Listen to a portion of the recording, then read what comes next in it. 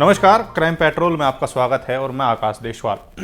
आज की जो हमारी वीडियो है ये बहुत स्पेशल होने वाली है क्योंकि ये वीडियो हमारे एक खास सब्सक्राइबर ने बनाने के लिए कहा था छोटा शकील को लेकर। जी हाँ, वही छोटा शकील जो आज दाऊद के धंधे संभालता है, उसका राइट हैंड है।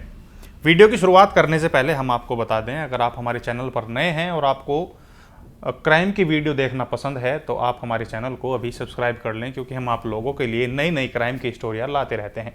साथ ही हम आपको ये भी बताना चाहेंगे कि हम किसी भी तरीके के क्राइम को बढ़ावा नहीं देते हैं, सपोर्ट नहीं करते हैं। हम सिर्फ ये जो जितने भी तमाम स्टोरी हम आपको बताते हैं वो सिर्फ आपकी जानकारी के लिए साझा करते हैं।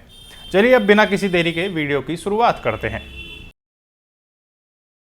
छोटा शकील का जन्म 31 दिसंबर 1955 को बॉम्बे में हुआ था।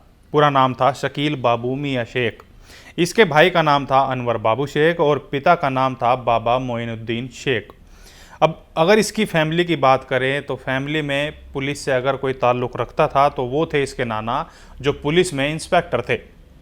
अब शकील को बचपन से क्रिकेट खेलने का बड़ा शौक़ था। वो अक्सर जहाँ जगह मिल जाया करती थी, चाहे वो गली हो या फिर अगर पार्क खाली मिल जाता था, तो अपने दोस्तों के साथ वहाँ क्रिकेट खेलता था और काफ़ी अच्छा बैटिंग किया करता था, तो उसका नाम वहाँ उस मोहल्ले में चला करता था।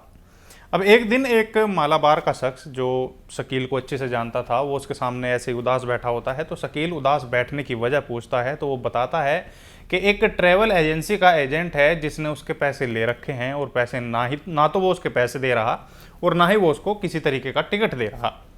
अब ये बात सुनकर शकील थोड़ा सा गुस्से में आ जाता है और वो अपना बैट उठाकर उस ट्रैवल एजेंसी के ऑफिस पर जाता है और उससे पैसे मांग करता है। अब इतना होते ही जो एजेंट होता है ट्रैवल एजेंसी का, वो शकील के साथ बदतमीजी से बात करता है, उसके साथ हाथापाई करने की कोशिश करता है। तभी शकील जो पहले से बैट लेकर वहाँ पहुँचा था, वो उसके पूरे ऑफिस में तोड़फोड़ करता है और उससे ज़बरदस्ती वो पैसे लेकर वापस आता है और उस शख्स को दे देता है। अब ये जो घटना थी, हालांकि इस घटना के बाद पहली बार वो अपराध में लिप्त हुआ था और इस घटना ने छोटा शकील का नाम पूरी तरीके से पूरे उस एरिया में फैला दिया था। अब क्योंकि दाऊद भी शकील के इलाके का ही था, तो शकील की ये घटना दाऊद तक पहुंचती है और दाऊद उससे मिलने के लिए कहता है। अब शकील ने दाऊद को सारी बात बताई और उसने दाऊद से कहा कि अगर एजेंट ने फिर ऐसा कुछ किया तो वो उसके साथ फिर वैसा ही करेगा। अब इस बात से दाऊद शकील से प्रभावित हो गया और उसने उसे अपने साथ काम करने के लिए मना लिया। अब कहानी आती है कि शकील को छोटा शकील क्यों कहा गया। दरअसल जब छोटा शकील डी कंपनी में गया तो उस समय पहले से ही एक और शकील मौजूद था जिसकी हाइट 6 फुट से ज़्यादा थी। और ये जो डी कंपनी के लोग हैं, यहाँ तक कि दाऊद और छोटा राजन जो उस समय के नामी हुआ करते थे, वो इन दोनों में कंफ्यूज ना हो, तो इसके चलते जिसकी हाइट ज़्यादा थी उसको लंबू शकील बोल दिया गया और इसको छोटा शकील। हालांकि छोटा शकील ने एक इंटरव्यू में ये भी साफ जाहिर किया था कि उसे छोटा शकील नाम से कोई आपत्ति नहीं है। अब छोटा शकील डेयरिंग किस्म का व्यक्ति था। उसे दाऊद के गैरकानूनी धंधे जैसे सोना चांदी की तस्करी, इलेक्ट्रॉनिक सामान की तस्करी, क्रिकेट सट्टा को संभालना शुरू कर दिया। एक दिन छोटा शकील अपने ऑफिस में था और उसे सूचना मिलती है कि कस्टम ड्यूटी वाले रेड मारने आ रहे हैं। कहते हैं कि उसका ऑफिस पहली या दूसरी मंजिल पर था और उसके ऑफिस के पीछे की तरफ एक खिड़की थी। तो उसने फुर्ती दिखाते हुए सारा तस्करी का सामान खिड़की से नीचे डाल दिया और वहां से फरार हो गया। और जब कस्टम विभाग की पूरी टीम उसके ऑफिस पर पहुंची तो वहां उन्हें कोई नहीं मिला और उन्हें खाली हाथ लौटना पड़ा। अब छोटा शकील की एक घटना बड़ी प्रचलित है जिससे काफ़ी ज़्यादा फेमस भी हुआ था। वो थी कि इसने एक बार एक कस्टम विभाग के ऑफिसर को किडनैप कर लिया था और ये किडनैप इसलिए किया गया था ताकि इसने इनका जो डी कंपनी का सामान आता है उसको पकड़ लिया था। अब इसके सामने ये शर्त रखी गई कि वो तुम हमारा सामान छोड़ो और हम तुमको बाइज्जत बिल्कुल तरीके से जाने देंगे, तुम्हें किसी तरीके का कोई नुकसान नहीं पहुंचाएंगे। अब इसके एवज में उसको छोड़ा गया। अब यूँ तो शकील 1987-88 में डी कंपनी के साथ जुड़ा था, लेकिन उसका तरीके से नाम, अच्छे तरीके से नाम पूरे देश के सामने 1993 के बाद आया। अब कहते हैं कि 93 के ब्लास्ट के बाद जब छोटा राजन और दाऊद के बीच दूरी बढ़ने लगी तो कुछ ज़्यादातर लोग जो डी कंपनी में कभी दाऊद के लिए काम किया करते थे, तो छोटा राजन के अलग होने से वो लोग सारे छोटा राजन का साथ देने लगे। अब इस चीज़ को लेकर दाऊद कहीं ना कहीं कमज़ोर पड़ने लगा, तो लेकिन छोटा शकील ने बीच में आकर इन दोनों का सुलह और समझौता कराया कि ये जो सारी चीज़ें चल रही हैं डी कंपनी को अलग करने की, ये ना हो।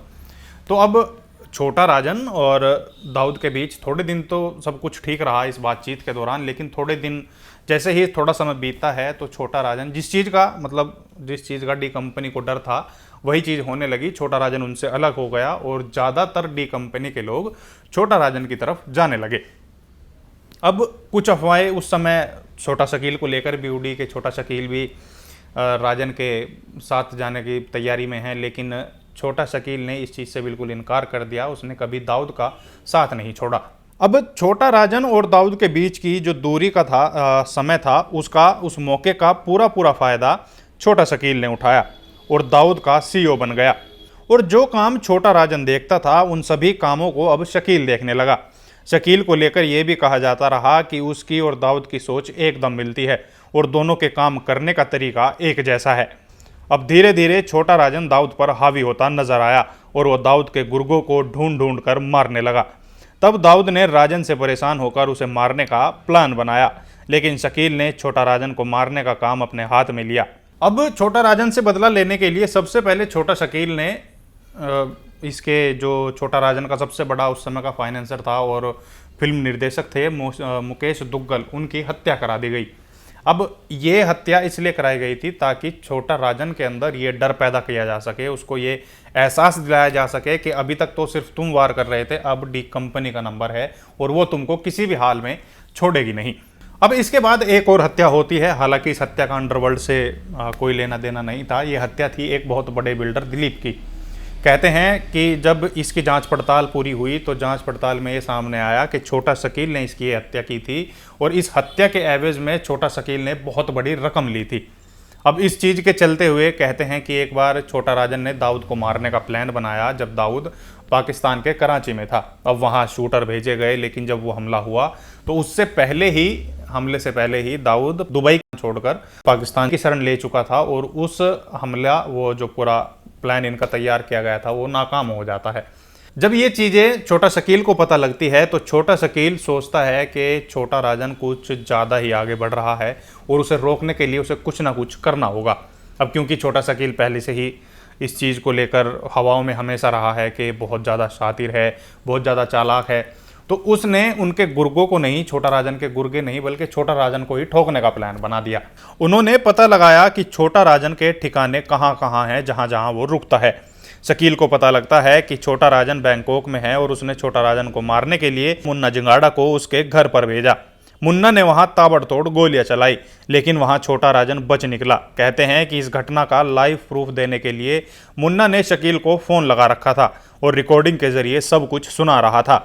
उसके बाद छोटा राजन को मारने के कई असफल प्रयास डी कंपनी की तरफ से किए गए, लेकिन हर बार वो बच निकलता। अब 2015 में छोटा राजन की जब गिरफ्तारी हुई तो इसके बाद इस कोशिश पर विराम लग जाता है। इसके बाद 2017 में एक न्यूज़ वायरल होती है कि शकील मर चुका है, लेकिन तभी छोटा शकील ने एक न्यूज़ चैनल को इंटरव्यू दिया और उसने कहा कि ये जो मरने की जो मेरी खबर चलाई जा रही है ये बिल्कुल गलत है। और इसके बाद एक अफवाह और फैलती है कि छोटा शकील दाऊद से अलग हो गया है और अपना काम करने लगा है। लेकिन दोबारा इसने फिर इंटरव्यू दिया और उसके बाद ये सारी चीज़ें फिर से क्लियर की कि वो दाऊद से कभी अलग नहीं हुआ और ना ही वो उनसे अलग कभी होगा। वो बस बिजनेस के काम में इधर उधर जाता रहता है और कोई बात नहीं है। अब इतना सब कुछ होने के बाद उसके बारे में एक जो हैरान करने वाली चीज़ें थी वे भी सामने आई कि इसने बॉलीवुड की फिल्मों में भी पैसा लगाया है और बॉलीवुड की फिल्मों में पैसा लगाने के दौरान ही इसकी मुलाकात अबू सालेम से होती है। हालांकि अबू सालेम और छोटा शकील की दोस्ती ज़्यादा दिनों तक नहीं चली और इनके बीच में दरार पड़ गई और ये दोनों अलग अलग हो गए। ये बात आज भी कही जाती है कि छोटा शकील दाऊद के सारे धंधे संभालता है। तो ये थी कुछ छोटा शकील की कहानी।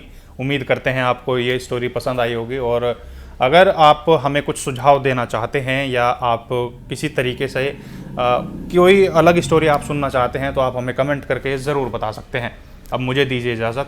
आप देखते रहिए क्राइम पेट्रोल। नमस्कार।